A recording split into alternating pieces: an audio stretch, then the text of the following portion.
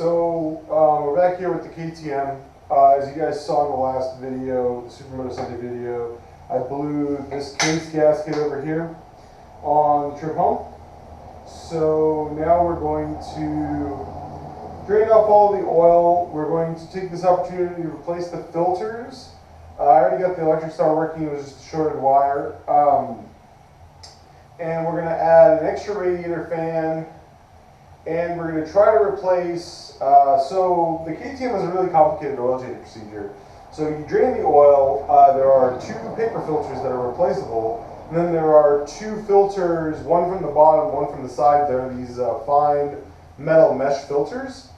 And you replace those, you don't replace those, you just pull them out and clean them. But the one on the bottom has an internal hex head that holds the cap in, and that cap is stripped on this bike, and from what I can tell online, it's stripped on pretty much every bike. So Zip-Tie Racing makes a new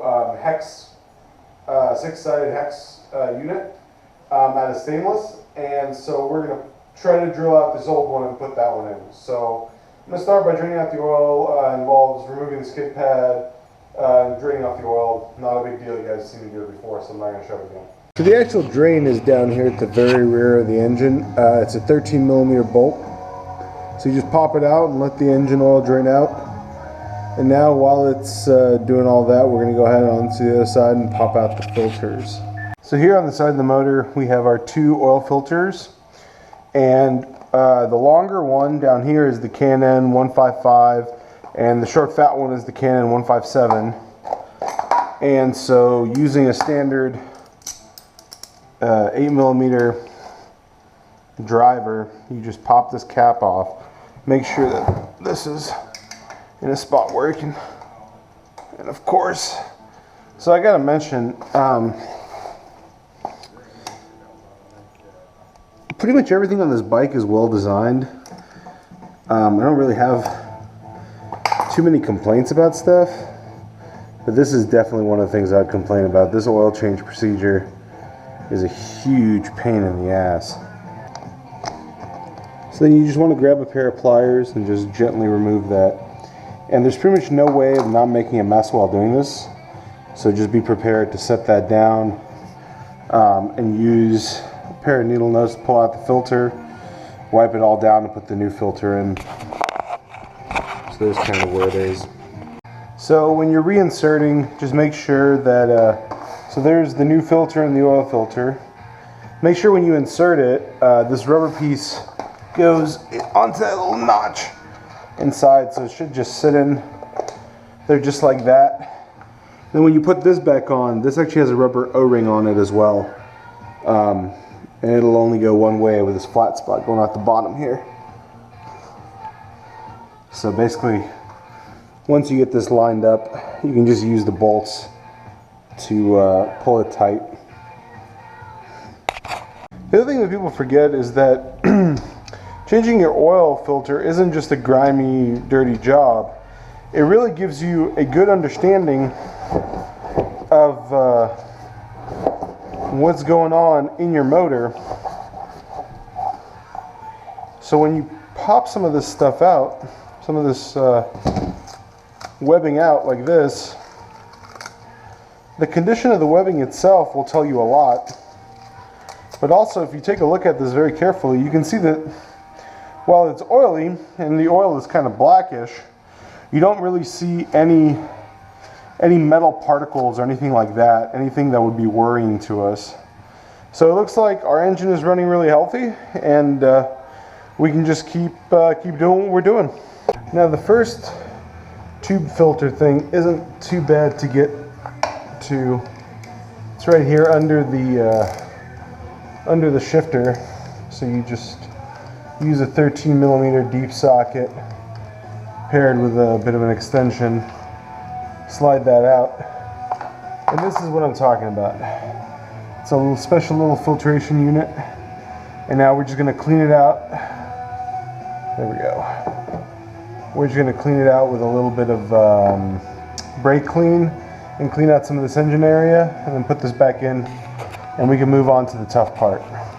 Now there's where the real issue is, because we have to try to remove that plug right there and it has a similar oil filter behind it.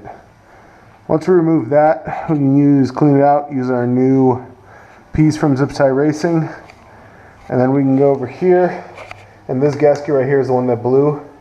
So we're gonna hopefully be able to take this off real quick without too much of an issue, and use some RTV and get it all set up. I think for the first time in its entire history, the Harbor Freight bolt extractor kit actually extracted a bolt. Granted, I destroyed a tap handle and ended up having to use this giant ass wrench to drive it in, but it actually worked. And this is the bottom piece. So what we're gonna do now is we're actually gonna clean off of this filter. We're gonna get all this little metal particles and stuff off of it. And we're gonna replace it into this guy. And this is stainless, and this is for life. You might ask, how important is it to actually take out this bottom plug? Well, all of that oil was not on the ground before I took out this bottom plug. So that's how much oil was sitting in the bottom of this motor, especially if I tip it right side up. That doesn't come out with the drain plug. It only comes out with this guy. So I would say it's pretty important. So I'm going to get this screwed in there. We've got some cleaning up to do, and then we can take this side cover off.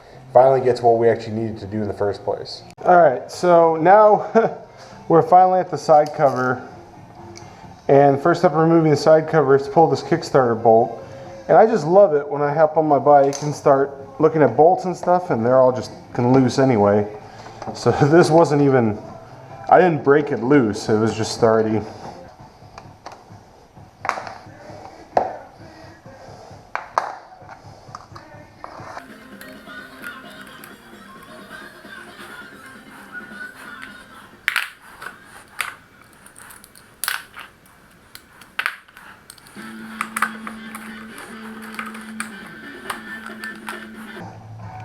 Vanity plate off. So here's our clutch side, and clutch looks in good shape. So as normal, we're gonna do is we're gonna clean up this gasket area on the engine with a little bit of brake clean.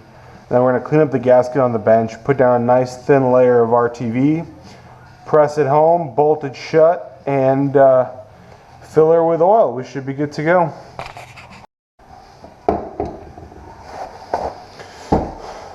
Nice thin layer of RTV.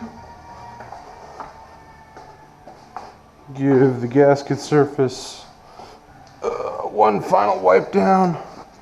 Here, just everywhere, make sure we're all clean. And now, should be able to just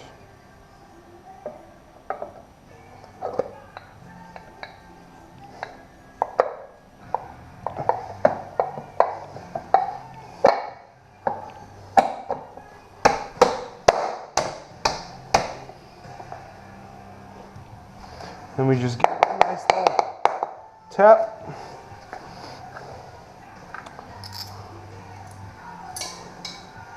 Start with these bolts right here. Fit on this little glass viewer thing. And hold the brake in place.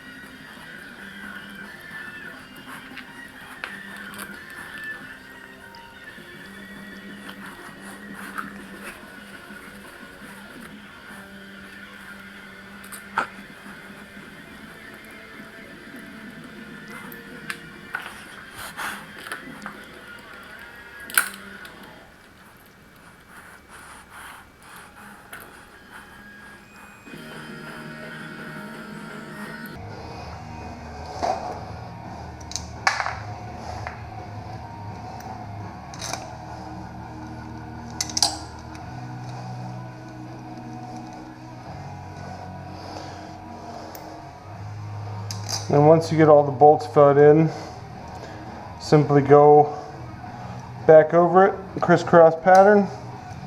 Just give everything a nice little quarter turn. Oops.